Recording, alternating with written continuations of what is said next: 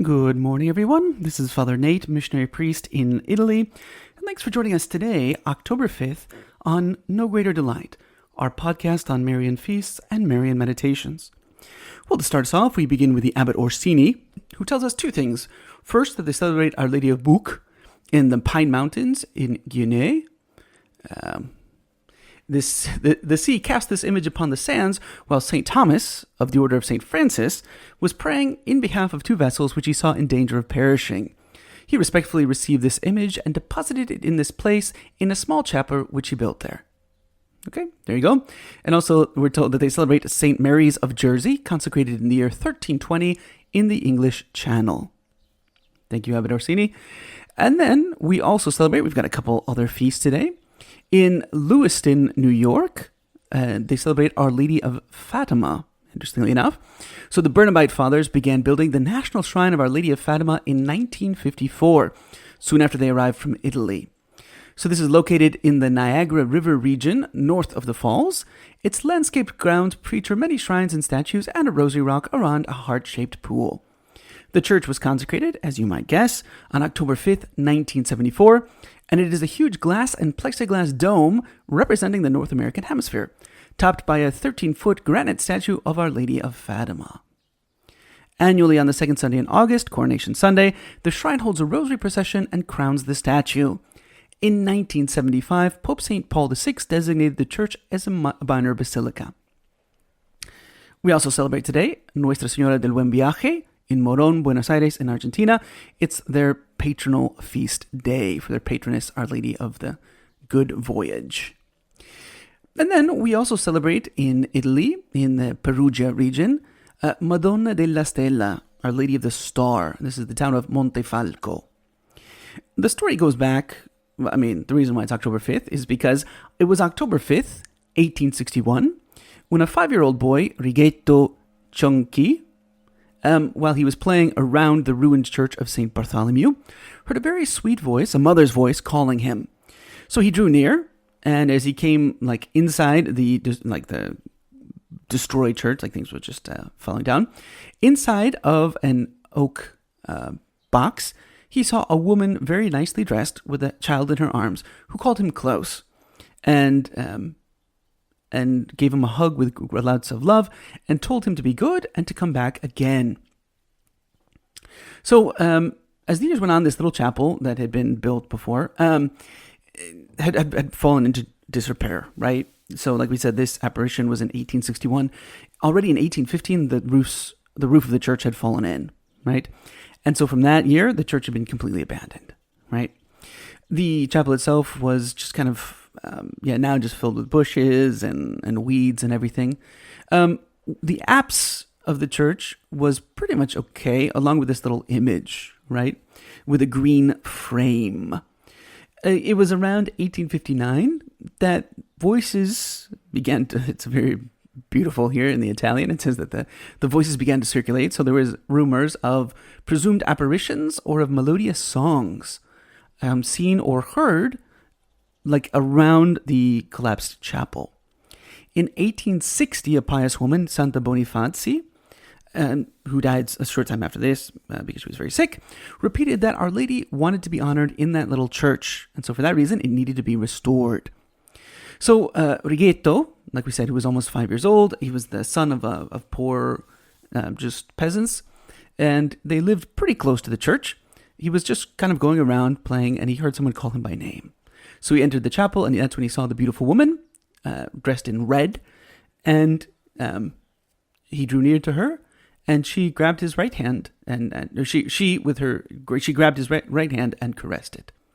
Among the many things she said, the seer, who again he was 5 at the time, recalled only this very sweet admonition. She said, "Righetto, be good." His little sister Rosa was there, but she didn't see anything. In fact, Righetto's mother didn't believe him at all, right? So, however, Righetto almost every day would go there to see Our Lady.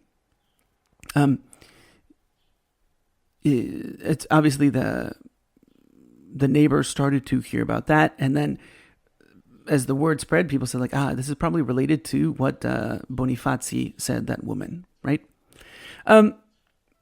People didn't agree. They were all kind of very confused. But then in March of 1862, there began a large series of miracles that took place, right? So the first was Giovanni Castellani. He was a young boy who had typhoid, and he was like close to death. As soon as he set foot in the little church, he was healed. So the church was completely rebuilt then, and it was inaugurated in 1881. At the age of 20, Rigetto entered as a lay brother in a congregation, and he remained there until the day of his death. So that is what we're celebrating in the Marian world today, October 5th.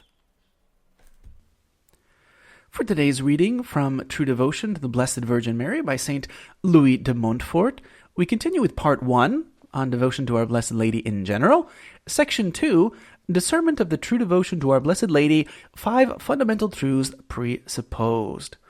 And so, again, here we are considering the third truth, and he talks about the need to empty ourselves. And then regarding that, he gives us 3 points, right? So yesterday he talked about how we really need to empty ourselves and to, in his own words, he said we need to hate ourselves. But it's important to remember, too, in the Gospels, when we're told, whoever does not hate, come to me without hating brother and sister or hating his own soul, that word hate is an expression, a Semitic expression, which means to love less. So obviously, we need to love Jesus Christ more than anything else, right? And today we will consider the remaining 2 points, right? This is point 81 and point 82. So, 81. Secondly, in order to empty ourselves of ourselves, we must die to ourselves daily. That is to say, we must renounce the operations of the powers of our soul and the senses of our body.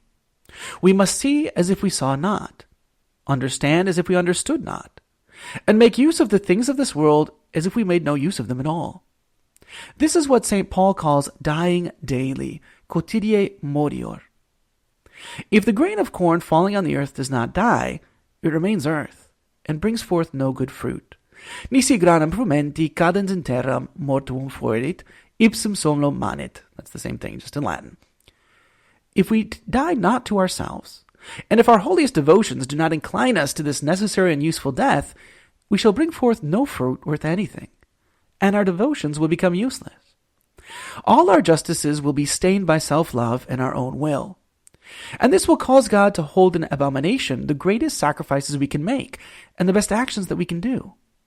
So that at our death we shall find our hands empty of virtues and of merits, and we shall not have one spark of pure love, which is only communicated to souls dead to themselves, souls whose life is hidden with Jesus Christ and God. And now this is 82, but this is the third thing he says in order to empty ourselves, right? Thirdly, we must choose, therefore, among all the devotions to the Blessed Virgin, the one which draws us most towards this death to ourselves, inasmuch as it will be the best and the most sanctifying. For we must not think that all that shines is gold, that all that tastes sweet is honey, or all that is easy to do and is done by the greatest number is sanctifying. As there are secrets of nature, as there are secrets of nature to do in a short time, at little cost and with great facility, natural operations, that is the weirdest grammatical structure, right? He's like, there are secrets of nature that take place at little cost and very easily. These are natural operations. So also in like manner, there are secrets in the order of grace to do in a short time with sweetness and facility, supernatural operations, such as the emptying ourselves of self, filling ourselves with God, and becoming perfect. The practice which I am about to disclose is one of these secrets of grace, unknown by the greater number of Christians, known even to few of the devout, and practiced and relished by a far less number still. But in order to begin to disclose this practice, let us consider a fourth truth, which is a consequence of the third.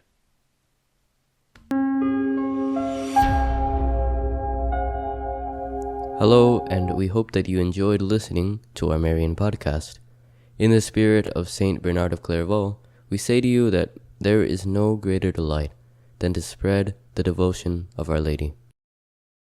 We hope you share these sentiments and encourage you greatly to share with a loved one. Know that you are always in our prayers, and we ask that you keep us in yours. God bless.